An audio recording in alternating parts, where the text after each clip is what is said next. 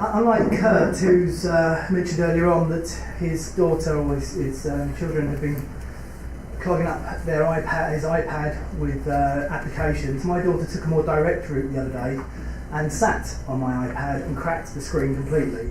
So I'm using iPaper today for my notes, I'm very happy to. If we could get the first slide up, I'd appreciate it. And the first slide, I only have 3 slides. The first slide actually shows the basics. And in reality, what we're talking about is quite simple to understand. The idea of your own namespace on the internet. Now, the topic obviously for this segment is about the .brands, and I'll concentrate on that. It's an opportunity for you and others to secure that space and then monetize it in the way that you'd like to.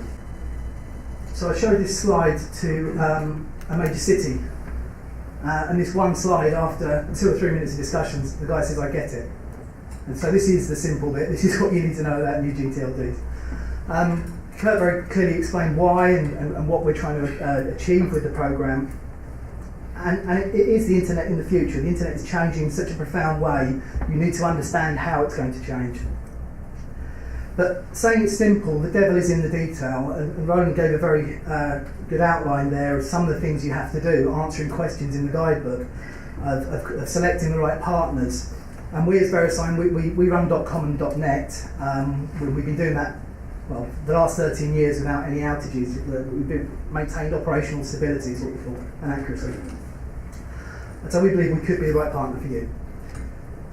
Now, the brands that I speak to are apprehensive about the whole program, and that ties into the fact that it's potentially going to be costing more money to manage your online presence. And I get that. We're a brand ourselves, we're a global brand, and we vigorously protect our online properties and our name online, so we understand that. But saying that, it's happening now. So whether you're an advocate of this or somebody who's not so keen on it, you have to make a decision about what you're going to do in this area. And basically you have around about 6 months, maybe slightly more to the end of the application window, but that's not a lot of time. So if there's one thing you do take away from me today, is that if you're going to do anything, get on board pretty soon. Now the demand we've been seeing is significant. To give you an idea, before the announcement of ICANN, the program was approved around June the 20th this year, I think it was. Well, the switch over, almost immediately we were seeing 10 times the amount of inquiries coming in through our website and other sources. So that was almost as soon as it was announced. That's 10 times per week of what we were seeing previously before. And I would suggest that the figures that Kurt mentioned and that Paul mentioned, maybe 500, maybe 1,000, I think they're a bit low. I would say we would estimate around 1,500 to 2,000 at the moment, and we believe about 2/3 of them will be from brands. Okay, that's from the experience that we're seeing in the marketplace. And it's not just the large brands. What's been really surprising to me is there's loads of really small people coming to us and say, "I get the costs, don't worry about it. We still want to do this, we want to secure our online space." And we've had this joke internally at Verisign that when the plumbers wake up to this, we know we've done it. And we haven't seen the plumbers yet, so if anybody's got a mate who's a plumber and wants to go for .plumber, let us know. But we've been seeing everything but plumbers so far. The way it's been working with the brands is we've mainly been speaking to the legal representatives in the companies who are looking to understand, have been following this process for a number of years. But it's kind of switched over the last few weeks, since the ICANN announcement. We're starting to now go and see the marketing people, the business people, the technical people, to try and talk about what the implications are. I'd also say that most of the brands we're speaking to are looking to lock down their, get the application in, secure it, and then work out what exactly they're going to do afterwards. And going back to the point Roland made, I think, you want people who can help you understand how you do that and make sure that you don't make your application look too restrictive, so that you can make it what you want it to be in the future.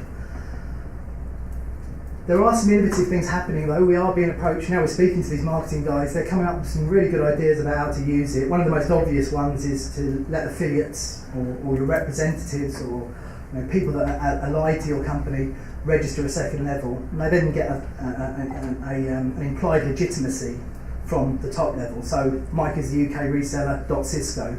People would know that I was the UK reseller for Cisco. We're also seeing people talking about targeted marketing campaigns. And by that we mean for enterprise prospects, little microsites, but within the second level.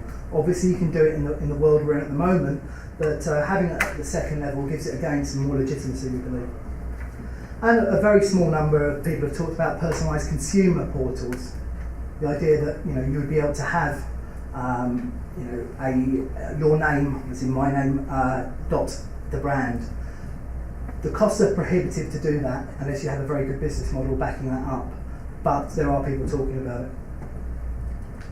I saw someone from Melbourne IT in the room. They're one of our partners. We work very closely with what are called the registrars. You saw them on Roland's slide a minute ago. And Melbourne IT recently said that they've had 150 brands express interest in new GTLDs. And I believe they also said that 11% of them are looking at applying for a generic industry term. The other thing that helps us understand about the size of the market is that most of the brands that we've spoken to are not necessarily looking at just one application. Some are looking at a significant number of applications, and some are just looking at one, but when you average it out, it's probably around 2 to 3 per brand.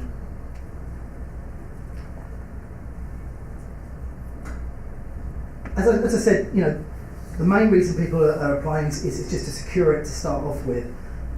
And I appreciate this is someone once told me you either market on greedy, sexy or scared. Okay? And I appreciate that this is more of a scared, there's somebody nodding his head over there who's heard that.